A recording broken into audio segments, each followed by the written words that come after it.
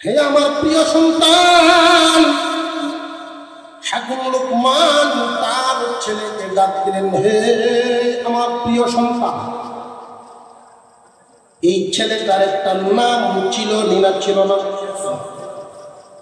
মহান আল্লাহ পাক এইখানে নাম উল্লেখ করেন নাই, কারণ হাকিম লুকমান ছেলেটাকে নাম ধরে ডাকতেন না। আল্লাহ পাক রব্বুল আলামিনের দরবারে শুকরিয়া আদায় করি, যিনি জীবনের কিছু সময় দ্বীনি এক মজলিসে অংশগ্রহণের তৌফিক দান করেছেন। এই সময় দেওয়ার সুযোগ আল্লাহ করে দিয়েছেন, এজন্য শুকর দেন। অন্তরের অন্তঃস্থল থেকে আল্লাহর শুকর আদায় করি, আলহামদুলিল্লাহ।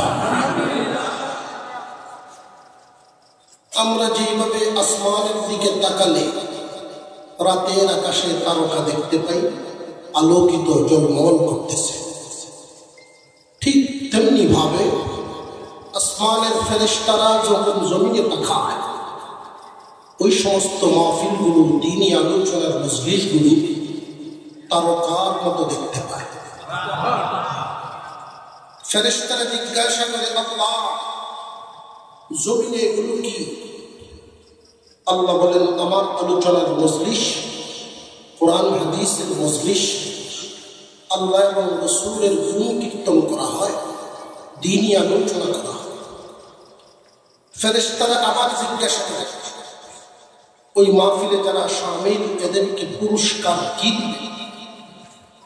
আল্লাহর পক্ষ থেকে ঘোষণা করা হয়, তোমরা সাক্ষী থাকো, অংশগ্রহণকারী তিন দল মানুষ।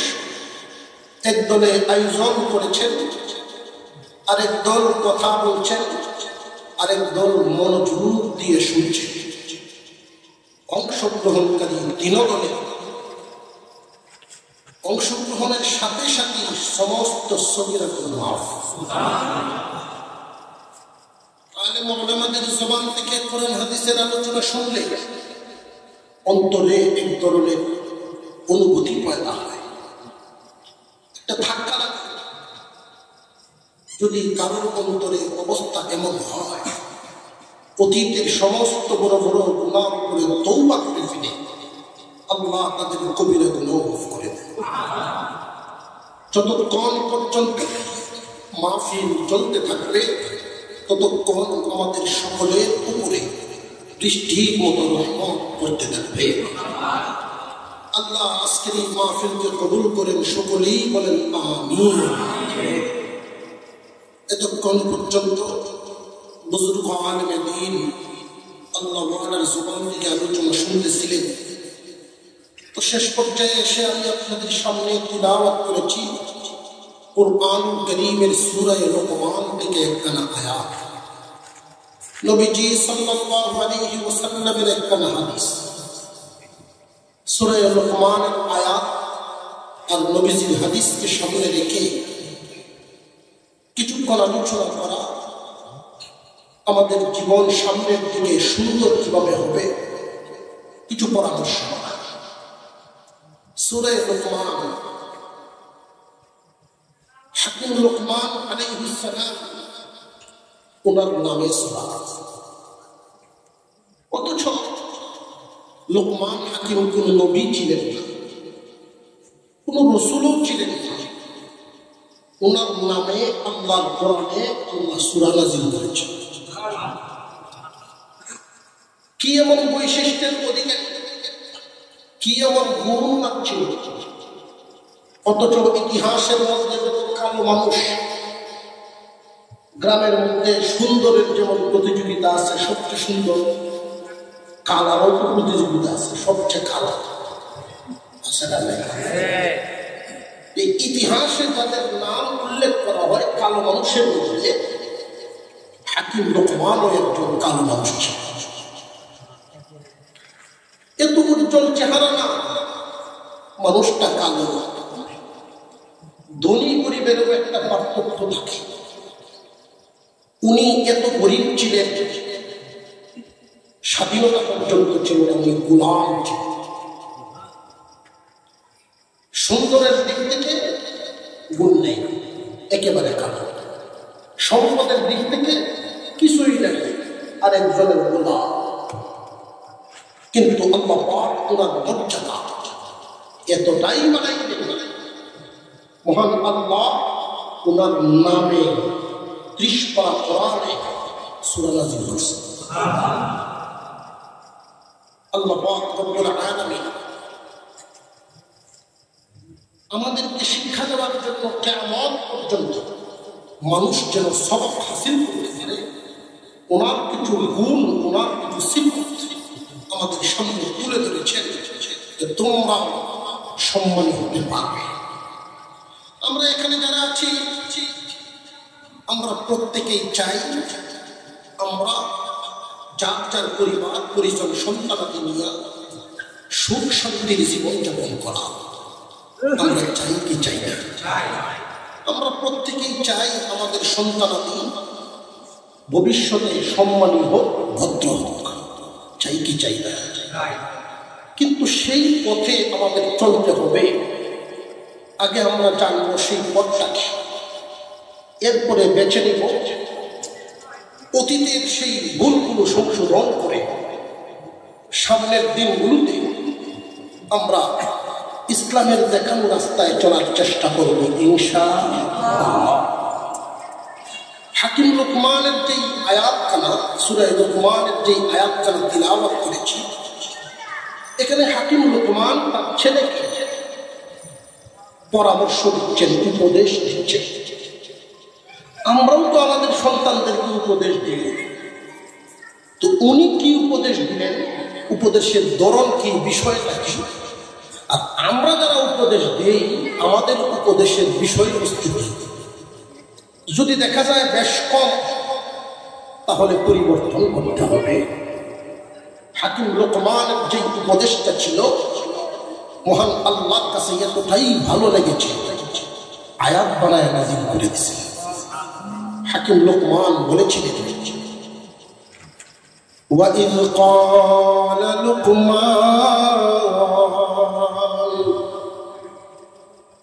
ও দুনিয়াবাসী তোমরা স্মরণ করো ওই দিনের কথা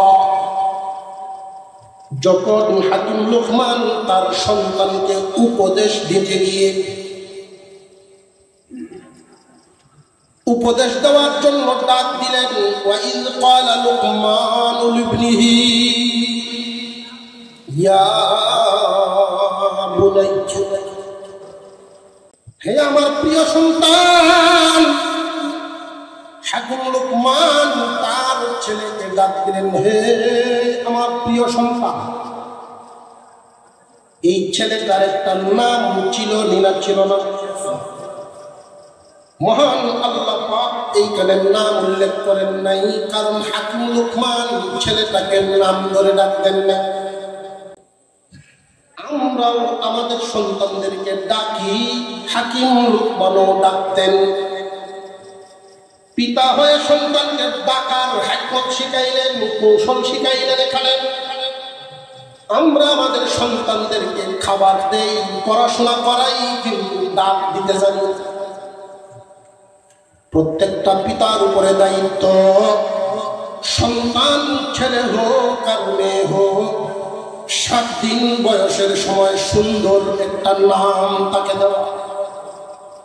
যেই নামটা দিবেন এই সুন্দর নামটা পিতা যেন জীবনের শেষ পর্যন্ত ওই সুন্দর নামটা সুন্দরভাবে ডাকে। কয়জন পিতা মিলে বর্তমান সময়ে 7 দিন বয়সের সময় সজ্জা করে, সজ্জা আছে না নাই? সজ্জার এক একজনের এক এক ধরন। যার পয়সা পাতি একটু বেশি, বাপ যদি বিদেশ থেকে আসে আর 7 দিনের সময় বাপ থাকে, তাহলে তার সজ্জাটার ধরন হয় একরকম, একটু দুমদাম নড়াচড়া বেশি। বহুত কুসংস্কারও দেখা যায়। আপনি কার মাধ্যমে 7 দিনের সময় গোষ্ঠীর মুরব্বীদেরকে সম্মান করা, এদেরকে খানা খাওয়া। আমরা তো এখন বর্তমানে সূর্য উপলক্ষে অনেক অনুষ্ঠান করে উপহার দেওয়ারও আসলে আছে না? কুসংস্কার। 7 দিন বয়সের সময় ছেলে হোক আর মেয়ে হোক, মা বাবার কাছে সন্তানের পাওনা এমন একটা নাম দেওয়া যেই নামটা শুনলেই বোঝা যায় মুসলমানের সন্তান। এই জায়গায় অনেক সন্তানকে মা বাবায় ঠকায়, নাম দিচ্ছে অতি আধুনিকতার ছোঁয়া, ইংরেজি নাম পাপ্পু, আছে না? অর্থ জানে না। অর্থ যদি জানতো কোন পিতা এই নামটা দিত না। পাপ ইংরেজি শব্দের অর্থ হইল কুত্তার বাচ্চা, কুকুরের ছানা, কুকুর ছানা। আচ্ছা, এই কুত্তার একটা বাচ্চার নাম কি দিত? পাপি, মেয়ের নাম আছে, একেই তো অর্থ হয়। কোন পিতা যদি সন্তানকে উত্তম একটা নাম দিতে পারে, পিতার হক আদায় হবে না, সন্তানের হকটা আদায় হবে না, পিতার দায়িত্ব পালন হবে। আলেম ওলামাদের সাথে চলাফেরা আছে, সেই কারণে নাম একটা সুন্দর দিছে। ধরেন কথার কথা কামরুল ইসলাম, এই কামরুল ইসলাম নামটা দিল, কিন্তু কয়েকজন পিতা পাওয়া যায় সারা জীবন এই সুন্দর নামটা সুন্দর করে ডাকে? কয়েকজন পাওয়া? আমরা এটা বুঝি না। ধীরে ধীরে আস্তে আস্তে আমরা আমাদের সন্তানের মেজাজ, সন্তানের আদব নিজেরাই নষ্ট করে দিচ্ছি। একটা সন্তানকে তুচ্ছ তাচ্ছিল্যের শব্দ ব্যবহার করা নিষেধ। শুধু এই বাহাদুরি দেখালে চলবে না যে আমার ছেলেকে বিয়ে পাশ করাইছি, এইখানে এক টুকরা কাজ ওইখানে নিতে দেই নাই, একটা কের এইখান থেকে ওইখানে নিতে দেই নাই, এইভাবে পাচ্ছি, আপনি সর্বনাশ করেছেন। কোন মা যদি বলে আমার মেয়েটাকে মেট্রিক পাশ করাইছি, থাল ধুয়ে ভাত লইতে দেই নাই, আপনি সর্বনাশ করেছেন। এই বিপদ যার উপরে নাজিল হইব, হ্যাটের হইব কি তৈরি করছে।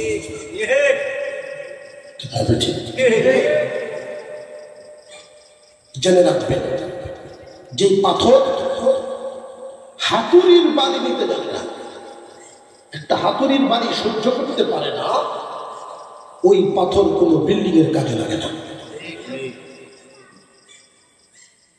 যে যে কাজ করে ওই কাজ কি জিনিস, এটার মর্ম সন্তানকে বুঝতে দেওয়া। আপনি কৃষক, 8-10 বছর বয়স ছেলেটা, তাকে দিয়ে কৃষি করার উদ্দেশ্য না। বলবেন বাবারে হাওড়ে 1 জগ পানি নিয়ে যায়, 1 জগ পানি নিয়ে গেল, এটা ভাববেন না রোদে কালো হয়ে যায়, না, হইতে দেন, রোদ সহ্য করতে দেন। হায়াত কেউ বলতে পারে না, আপনি যদি মরেন সে যেন অসহায় হয়ে না যায়।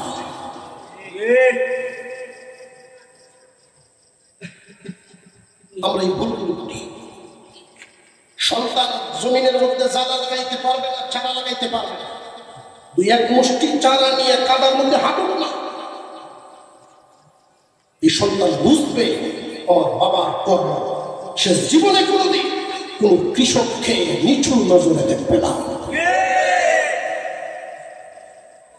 যে যে কাজটা করে ওইটা সন্তানকে বুঝতে দেওয়া। হাকিম লুকমান তার সন্তানকে উপদেশ দেওয়ার আগে ডাকটা যেদিকে, وَإِذْ قَالَ لُقْمَانُ لِابْنِهِ وَهُوَ يَعِظُهُ يَا بُنَيَّ, হে আমার প্রিয় সন্তান, সন্তানের নামটা পর্যন্ত ডাকেন নাই। আমরাও এমন হয় মাঝে মাঝে সন্তানের প্রতি যখন খুশি থাকি, সন্তানকে খুশি হয়ে ডাক দিলে বাবা, সোনা, চান, লক্ষ্মী, এই জাতের শব্দ আছে না নাই? এটা কি রাগের না আদরের? সন্তানকে আদর করে যখন ডাক দিবেন তার মন মেজাজে এটার একটা প্রভাব পড়ে। কিন্তু বেশিরভাগ বাবাগণ সন্তানকে আদরের ডাক ভুলে যায়। নাম রাখছে কামরুল ইসলাম, জীবনে কোনোদিন কামরুল ইসলাম ডাকে নাই, সর্বোচ্চ কামরুল পর্যন্ত যায়। আর যদি রাগ থাকে তাহলে এই যে রোবাঙ্গে লাগে কামড়িয়া ঠিক আছে ঠিক। তো ছেলের এই বাপের ডাক শুনতে শুনতে ছেলেরও অভ্যাস হয়ে যায় যে আব্বা খাস নদী আব্দুর রশিদ কত সুন্দর না। তো আব্দুর রশিদ আর ডাকলো না, রাশিদ রাশিদ রাশিদ দেয়া এর হলেও যখন ডাক দিলে হলো না ও রাশিয়া তোর ফুতো ভাই কি তো এতক্ষণ পর্যন্ত জব দিছি ও রাশিয়া বলে জব দেয়। ছেলেও বুঝে ফেলছে যে বাবা এ পর্যন্ত আইব। আদব কায়দা সন্তানকে তুচ্ছতার চিহ্ন শব্দ দিয়ে ডাক না দেওয়া, তুই তুকারি না করা। ছেলে হোক আর মেয়ে হোক তাকে তুমি বলে ডেকে ডেকে এই সন্তান সহজে বেয়াদব হবে না।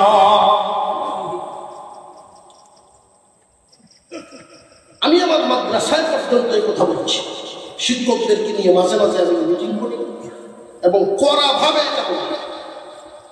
প্রত্যেকটা ছেলে মেয়ে গরিবের হোক ধনীর হোক প্রত্যেকটা ছেলে মেয়ে তার মা বাবার কাছে শাহজাদার মতো।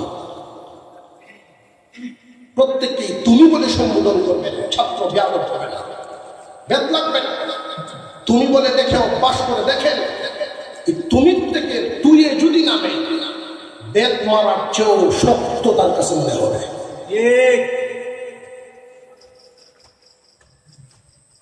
এটা আচার আচরণের দিক বদলাও। এই কথাগুলো বলার উদ্দেশ্য হলো যে এতগুলো থেকে হুজুরগুলো নেত্রনাথ থেকে সেগুলো গ্রহণ দেয়া এই তখন এগুলো দরকার, এগুলো